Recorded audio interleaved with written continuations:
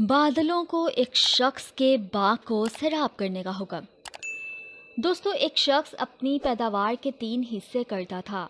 एक हिस्सा अपने खाने और अपने बाल बच्चों के खाने के लिए, और एक हिस्सा अल्लाह के रास्ते में खर्च करने के लिए निकालता था, और एक हिस्सा बाग की देखभाल के लिए। वो हमेशा ऐसा ही करता था, इसलिए इसके खेत में अल्लाह ताला की तरफ से बरकत होती और इसकी खेती हमेशा सरसब्ज रहती। अगर इसके पास पानी ना रहता तो दूसरी जगह पानी बरस कर और बह कर इसके खेत में आ जाता। एक मर्तबा का वाक़या है कि एक शख्स जंगल में जा रहा था। अचानक इसके कान में एक आवाज़ आई कि कोई बादलों से कह रहा है, फलां के बाग को सैराब करो। इस बाग वाले का नाम भी लिया गया। चनाचा इस बादल ने वहाँ से हटकर एक पथरीली ज़मीन पर जाकर खूब मूसलाधार पानी बरसाया।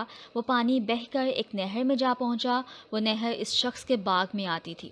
ये शख्स इस पानी के साथ चला कि देखें क्या माजरा है और किस बुजुर्ग की करामत है।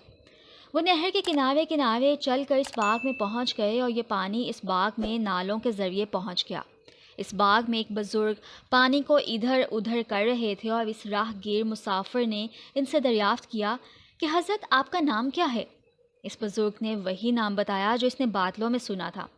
इस बुजुर्ग ने राहगीर से फरमाया, आप मेरा नाम दरियाफ्त क्यों करते हैं? इस मुसाफिर ने कहा, मैंने इस बादल में से जिसका ये पानी है एक आवाज़ सुनी कि फ़लाँ शख्स के बाग को सैराब करो। इसने आप ही का नाम बताया था। वो बादल बरसा और पानी इस नहर में बहकर आया। इस अजीबोगरीब वाक़ये की तलाश के लिए मैं पानी के साथ साथ आया कि मैं चलकर मालूम करूं कि वो कैसे बुज़ुर्ग हैं। तो हज़रत, आप क्या करते हैं? इस बुज़ुर्ग ने फरमाया कि जब आपने दरियाफ्त कर लिया है तो मैं कहता हूँ कि मैं इसके 3 हिस्से कर डालता हूँ। एक हिस्सा अपने बच्चों के लिए, एक हिस्सा बाग के खर्च के लिए, और एक हिस्सा अल्लाह ताला के रास्ते में खर्च कर डालता हूँ। इसलिए जब मेरे बाग को पानी की ज़रूरत होती है तो कुदरत की तरफ से इसका इंतज़ाम हो जाता है। सुबहान अल्लाह।